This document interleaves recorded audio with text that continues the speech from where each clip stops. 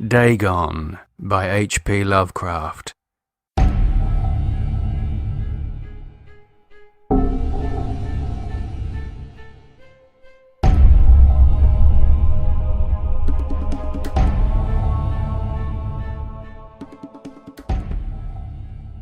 I am writing this under an appreciable mental strain, since by tomorrow I shall be no more.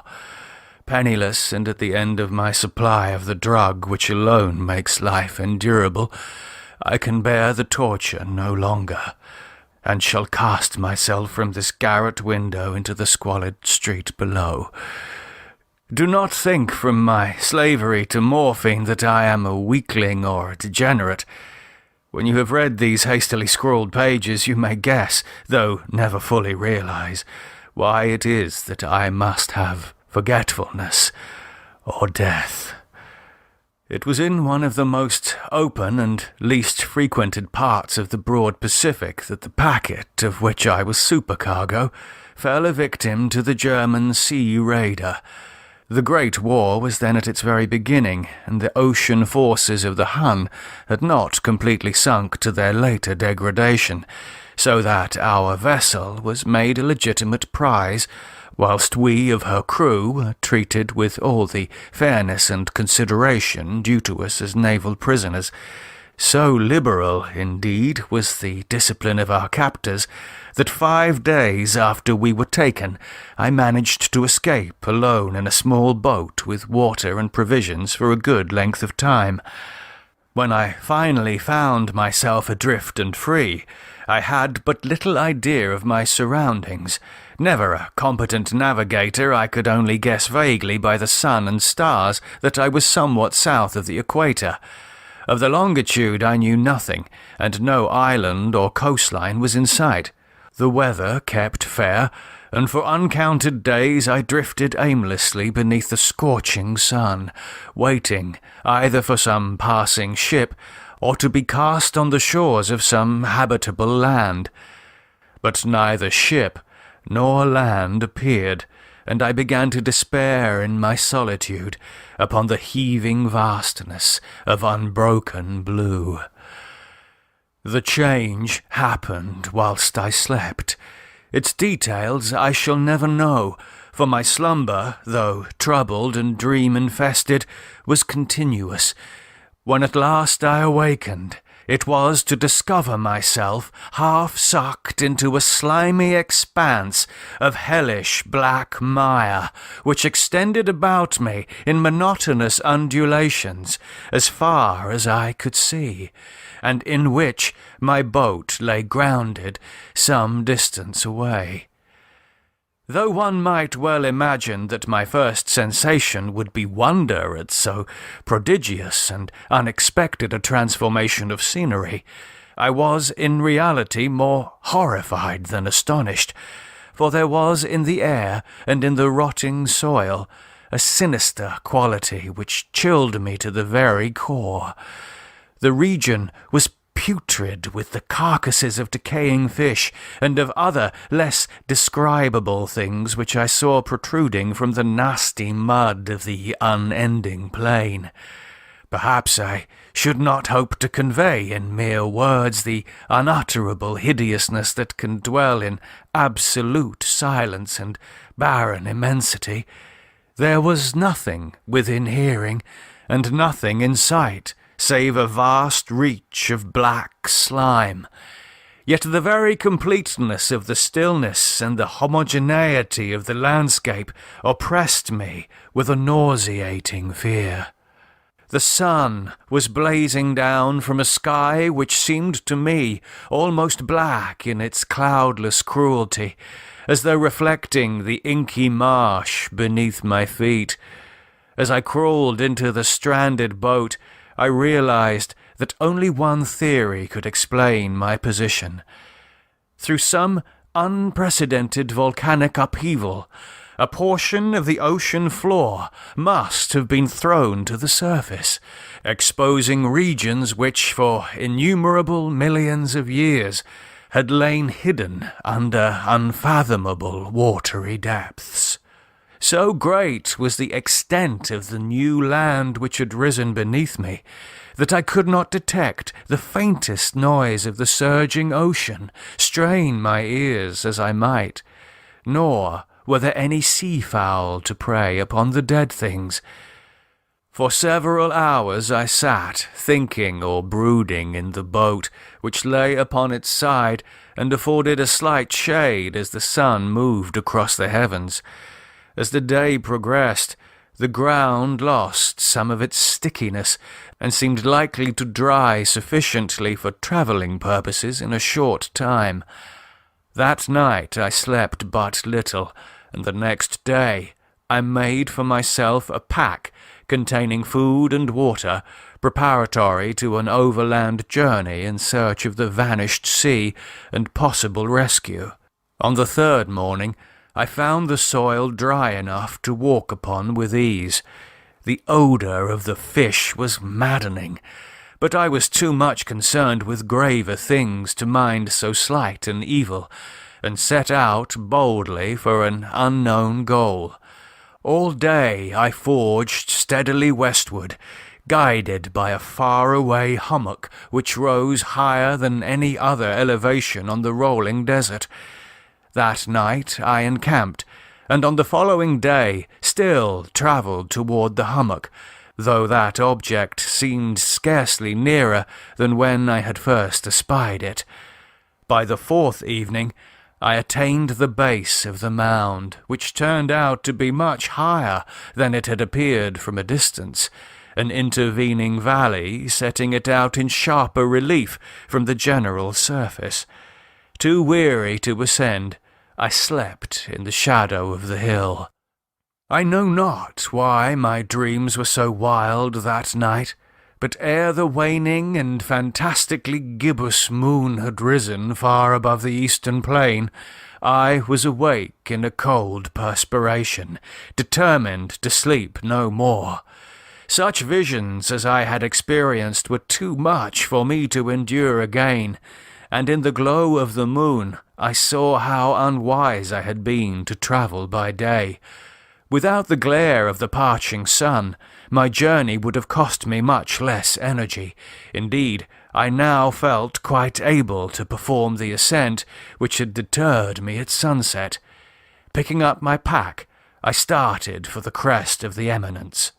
I have said that the unbroken monotony of the rolling plain was a source of vague horror to me, but I think my horror was greater when I gained the summit of the mound and looked down the other side into an immeasurable pit or canyon, whose black recesses the moon had not yet soared high enough to illumine.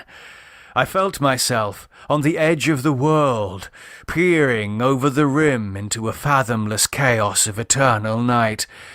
Through my terror ran curious reminiscences of Paradise Lost and Satan's hideous climb through the unfashioned realms of darkness. As the moon climbed higher in the sky, I began to see that the slopes of the valley were not quite so perpendicular as I had imagined. Ledges and outcroppings of rock afforded fairly easy footholds for a descent, whilst after a drop of a few hundred feet, the declivity became very gradual. Urged on by an impulse which I cannot definitely analyze, I scrambled with difficulty down the rocks and stood on the gentlest slope beneath, gazing into the Stygian depths where no light had yet penetrated. All at once, my attention was captured by a vast and singular object on the opposite slope, which rose steeply about 100 yards ahead of me. An object that gleamed whitely in the newly bestowed rays of the ascending moon. That it was merely a gigantic piece of stone, I soon assured myself, but I was conscious of a distinct impression that its contour and position were not altogether the work of nature. A closer scrutiny filled me with sensations I cannot express, for despite its enormous magnitude and its position in an abyss which had yawned at the bottom of the sea since the world was young, I perceived beyond a doubt that the strange object was a well-shaped monolith, whose massive bulk had known the workmanship, and perhaps the worship, of living and thinking creatures. Dazed and frightened, yet not without a certain thrill of the scientist's or archaeologist's delight, I examined my surroundings more closely. The moon, now near the zenith, shone weirdly and vividly above the towering steeps that hemmed in the chasm, and revealed the fact that a far-flung body of water flowed at the bottom, winding out of sight in both directions, and almost lapping at my feet as I stood on the slope. Across the chasm, the wavelets washed the base of the cyclopean monolith, on whose surface I could now trace both inscriptions and crude sculptures. The writing was in a system of hieroglyphics unknown to me, and unlike anything I had ever seen in books, consisting, for the most part, of conventionalized aquatic symbols, such as fishes, eels, octopi, crustaceans, mollusks, whales, and the like. Several characters obviously represented marine things which are unknown to the modern world, but whose decomposing forms I had observed on the ocean-risen plain. It was the pictorial carving, however, that did most to hold me spellbound. Plainly visible across the intervening water, on account of their enormous size, was an array of bas-reliefs, whose subjects would have excited the envy of a Dor. I think that these things were supposed to depict men, at least a certain sort of men, though the creatures were shown disporting like fishes in the waters of some marine grotto, or paying homage at some monolithic shrine which appeared to be under the waves as well.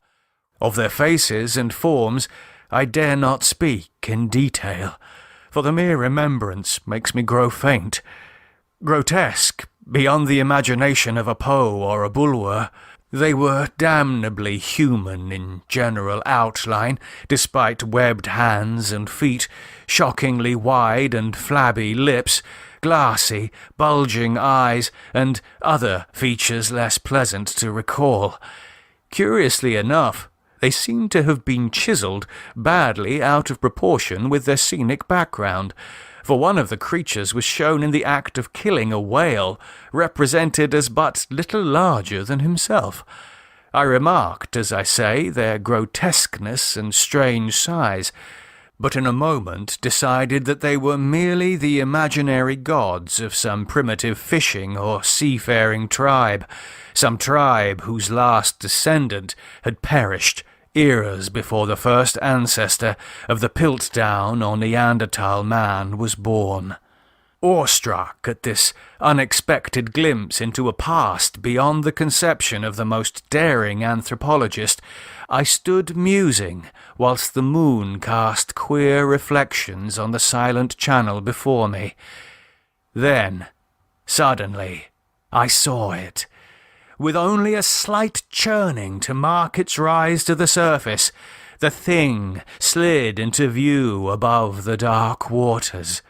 Vast, Polyphemus-like, and loathsome, it darted like a stupendous monster of nightmares to the monolith, about which it flung its gigantic scaly arms, the while it bowed its hideous head and gave vent to certain measured sounds.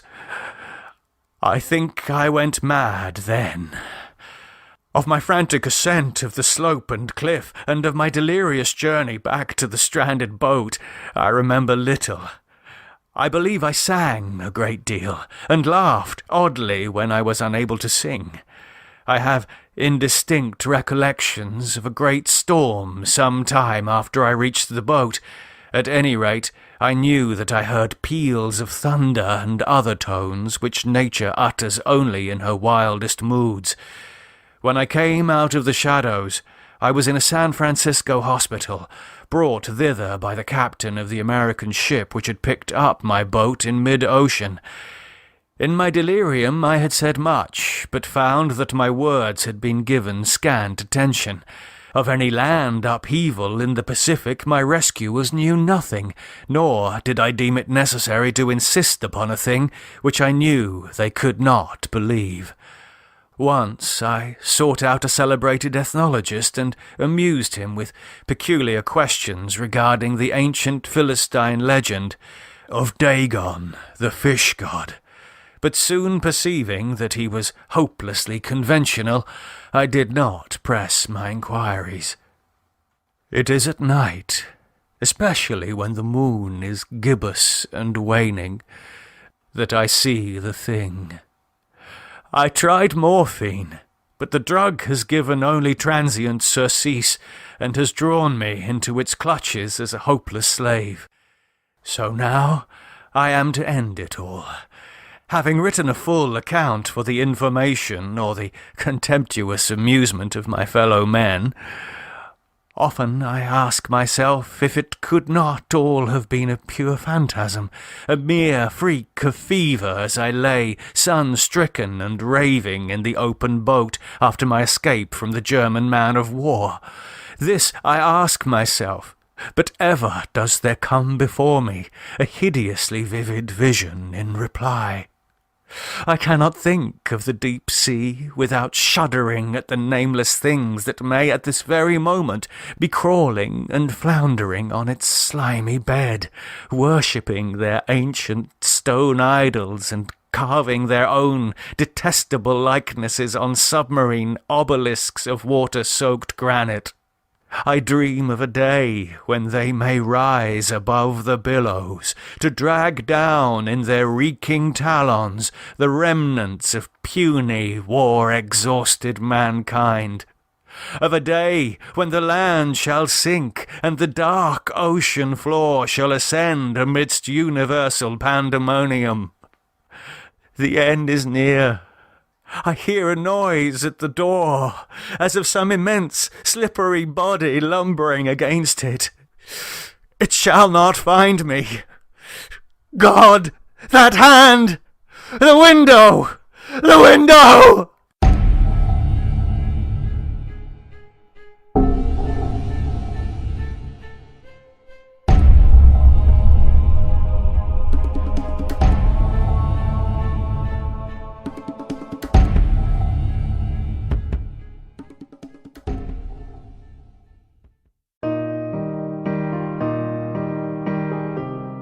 Thank you for listening.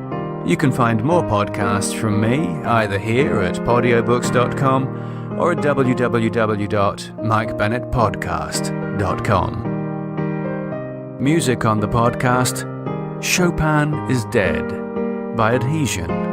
More details at www.evilresidence.com. Also, David Beard, www.davidbeardmusic.com.